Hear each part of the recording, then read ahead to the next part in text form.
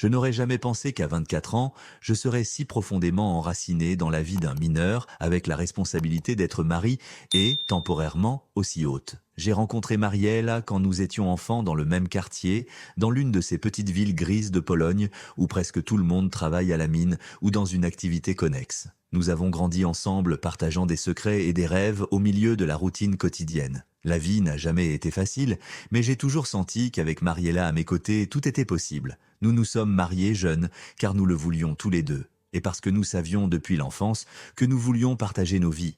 L'arrivée de sa mère, Mariska, cet été-là, a tout changé de manière inattendue. Avant de continuer et de découvrir plus d'expériences quotidiennes et même des moments marquants, abonnez-vous pour ne rater aucune histoire et likez cette vidéo pour nous soutenir. Nous vous attendons pour chaque nouvel épisode. Continuons maintenant. Mariska est une femme au caractère fort, avec une présence presque intimidante. Elle n'a jamais eu peur d'exprimer ses opinions, et bien qu'elle ait toujours été courtoise avec moi, son arrivée a quelque peu perturbé ma tranquillité intérieure. En vérité, j'ai toujours ressenti un mélange de respect et de prudence envers elle. Souvent, ses opinions sur ma vie et mon travail me faisaient remettre en question des choses que je croyais acquises.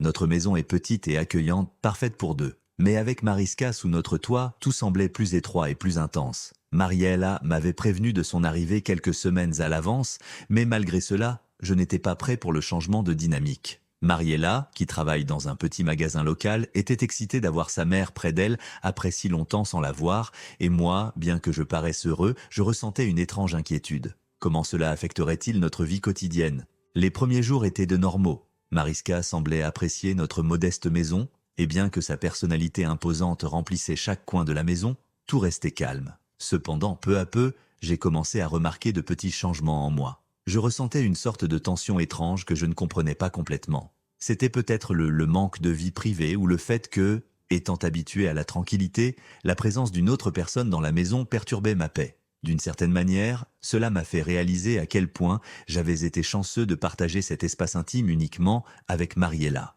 Mariella et moi avions construit une relation de plusieurs années. Depuis notre enfance, nous partagions des rêves et traversions ensemble les moments difficiles, des problèmes familiaux aux difficultés économiques typiques de notre village. Au fil des années, nous nous étions promis amour et fidélité dans un lien qui, pour nous deux, semblait incassable. Mais cet été-là, avec Mariska sous notre toit, j'ai commencé à éprouver de nouvelles émotions, qui me remplissaient de questions et de doutes sur moi-même et mon rôle dans la famille. Un jour, alors que Mariella travaillait et que j'avais réussi à prendre un jour de repos à la mine, j'ai décidé de me détendre à la maison. La mine peut être un endroit épuisant non seulement physiquement mais aussi mentalement. Le bruit constant, la poussière, l'obscurité, tout cela use l'esprit. La possibilité de rester à la maison une journée entière me semblait un vrai luxe.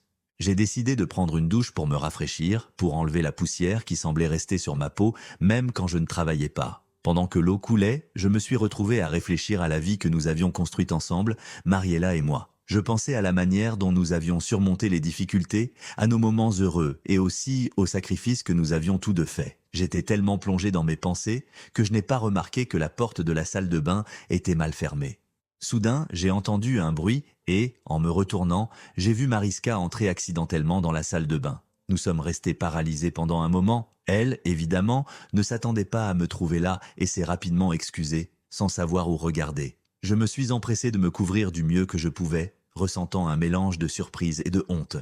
Mariska a essayé de sortir, mais pendant un instant, ses yeux ont croisé les miens, et dans son regard, j'ai perçu quelque chose que je ne parvenais pas à décrypter. C'était un mélange d'inconfort et peut-être une sorte de curiosité que je ne comprenais pas. Elle est sortie rapidement de la salle de bain et je suis resté seul, essayant d'assimiler ce qui venait de se passer. Bien que ce fût un moment fugace, cet incident m'a laissé une profonde impression. Ce n'était pas seulement le moment gênant, c'était cette étrange sensation que cela m'avait laissé. Quelque chose que je n'arrivais pas à comprendre complètement. J'ai terminé ma douche et tandis que l'eau tiède coulait sur moi, j'ai commencé à réfléchir à ce que je ressentais. C'était comme si ce petit incident m'avait fait voir ma vie et mes relations sous une autre perspective. À partir de ce moment-là, j'ai commencé à remarquer la tension qui grandissait en moi. Chaque fois que Mariska et moi nous croisions dans la maison, je ressentais une sorte de malaise. C'était étrange et jusqu'à un certain point inexplicable. Il n'y avait aucun intérêt caché de ma part, mais la proximité constante avec quelqu'un qui n'était pas ma femme,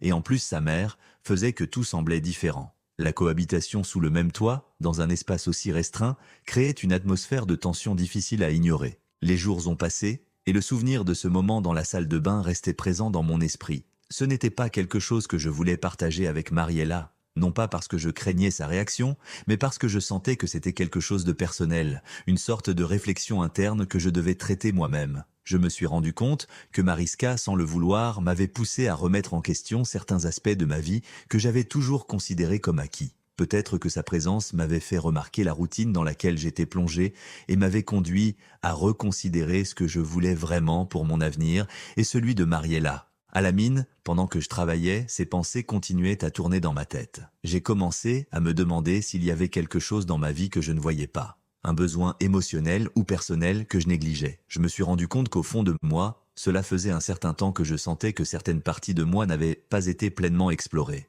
Des rêves ou des désirs que j'avais mis de côté au nom des responsabilités. Un jour, en rentrant à la maison, j'ai trouvé Mariska dans la cuisine. Elle m'a salué gentiment, comme toujours, et m'a proposé un thé. Nous nous sommes assis en silence pendant quelques instants, jusqu'à ce qu'elle commence à me parler de sa propre vie. Des choses qu'elle avait laissées derrière elle lorsqu'elle avait décidé d'élever Mariella seule. Elle m'a parlé de ses sacrifices, de ses rêves perdus et des décisions difficiles qu'elle avait dû prendre. Son honnêteté m'a révélé une facette d'elle que je ne connaissais pas. Et d'une certaine manière, je me suis senti lié à elle. Bien que nos vies soient différentes, nous avions tous deux fait des sacrifices et pris des décisions qui nous avaient façonnés. Cette conversation a été révélatrice pour moi. J'ai compris que la tension que je ressentais n'avait rien à voir avec Mariska en elle-même, mais avec ce qu'elle représentait. Son arrivée avait été comme un miroir dans lequel j'ai pu voir des parties de moi-même qui étaient cachées sous la routine quotidienne. J'ai compris que ce que je ressentais n'était pas de l'attirance, mais une sorte de défi interne.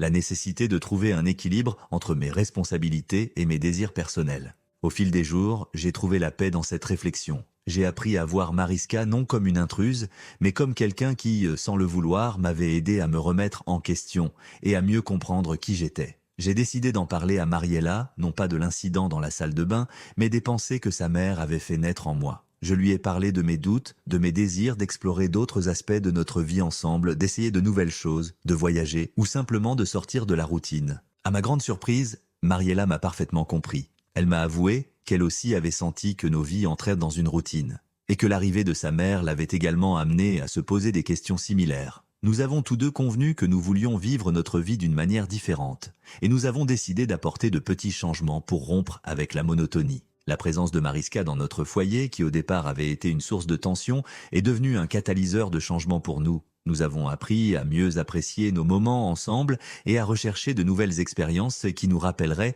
pourquoi nous avions choisi d'être ensemble depuis notre jeunesse. Lorsque Mariska est finalement partie, j'ai ressenti une sorte de soulagement, mais aussi une profonde gratitude. Sa visite, avec toutes ses gênes et ses défis, avait été une leçon de vie pour nous. Aujourd'hui, chaque fois que je repense à cet été, je ne le vois plus comme un moment d'inconfort, mais avec une sorte de nostalgie et de reconnaissance. Mariska était arrivée dans nos vies à un moment précis où nous avions besoin de changement. Grâce à elle, j'ai découvert des aspects de moi-même que j'ignorais et j'ai renforcé encore plus ma relation avec Mariella. Même si je n'ai jamais partagé pleinement ses pensées et réflexions avec quiconque, je sais que sa visite a été un chapitre important de notre vie. Une expérience qui nous a appris à tous les deux la véritable valeur d'être ensemble et de ne jamais cesser de nous découvrir l'un l'autre. Merci de nous avoir accompagnés dans ce voyage d'émotions. Rappelez-vous que votre soutien compte beaucoup pour nous. Si vous avez aimé cette vidéo, n'hésitez pas à lui donner un like et à la partager. Nous avons encore beaucoup d'histoires passionnantes à raconter. Ne les manquez pas, abonnez-vous et activez la cloche de notification. À la prochaine.